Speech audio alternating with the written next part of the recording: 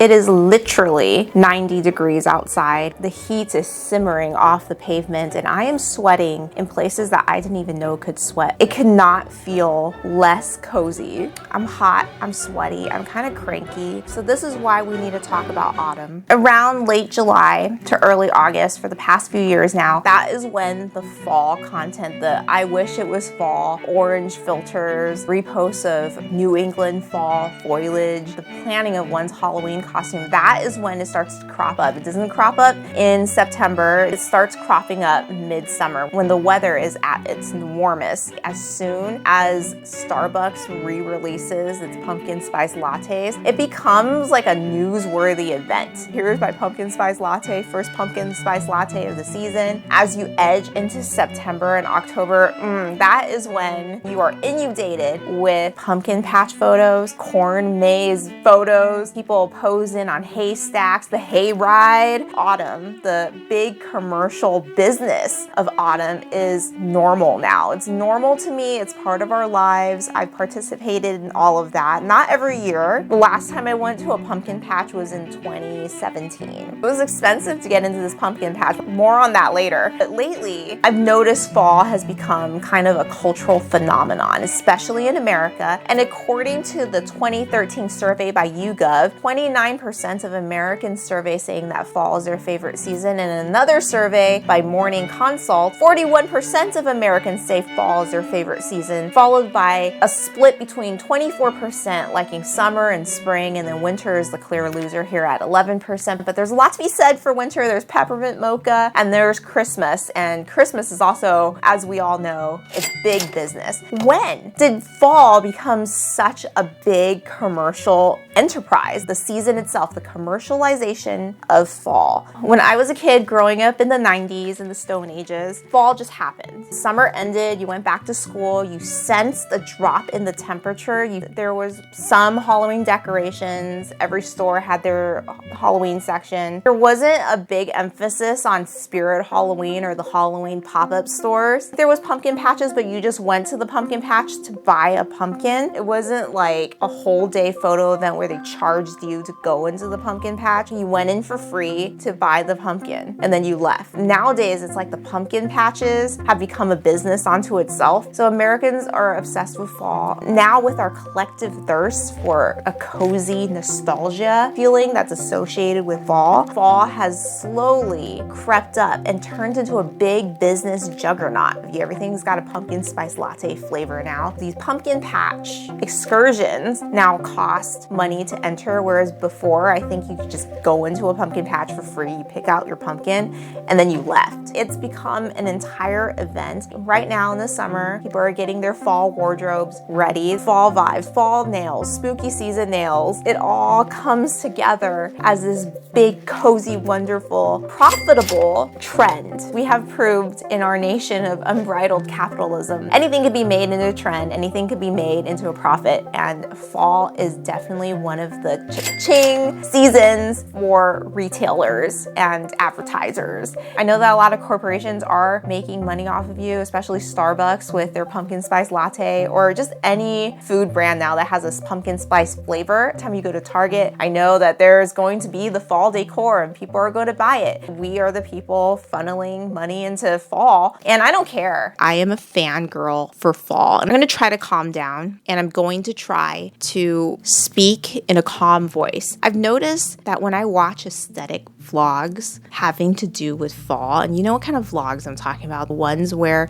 the vlogger doesn't speak very much, there's more subtitles than speaking, but when they do narrate, their voice is very calm and soothing. So I don't ever think anybody's ever described my voice as calm or soothing. I get excited, you know? I'm going to try to film this video in a calm and soothing manner, in an ASMR manner, so you are soothed and I can calm calm down. With the advent of social media, everybody just started posting fall photos or dreaming of fall photos. You know, the prologue to fall that happens during summer. All of a sudden you get your swarm of pumpkin patch photos. Pumpkin patch photos became the thing to do, and then to visit a haunted house. There would always be like a Halloween fright night. Fall has slowly and surely become a juggernaut of profitability. Every season is a chance to make money. And knowing that, I'm not really mad because I don't fault businesses for trying to make money. Whether they be big corporations like Disneyland or Starbucks, or whether they be small-time Etsy sellers. I know that as a writer, as a romance writer, for instance,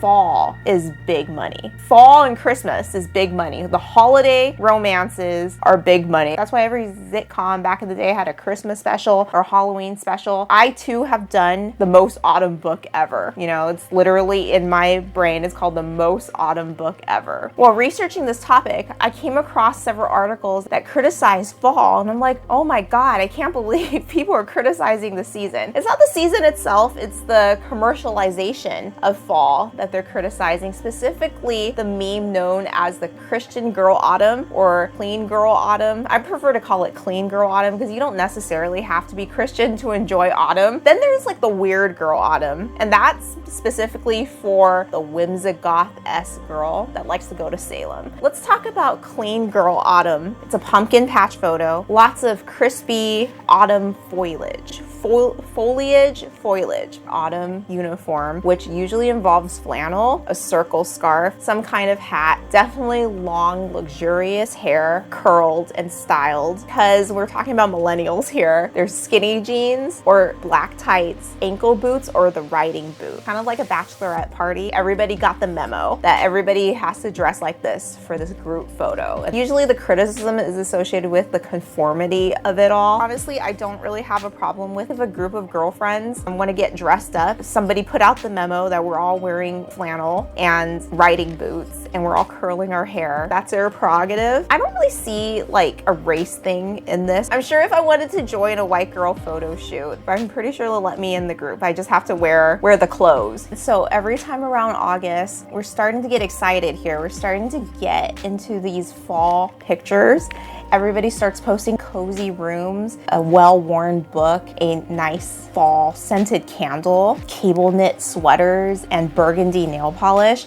Twinkly lights. That's what really gets me going. And then it's always been on my bucket list to visit Salem. In 2019, I finally visited Salem. I joined the New England Historical Society because ultimately I have the interest of an 80-year-old Caucasian woman. What I like to do is I like to go to old houses and just take tours of it, just look at it. They talk about wood a lot, what wood the floors are made of. King's wood, by the way, is the best wood. And I would just go around and I would just appreciate this wood. That's good oak.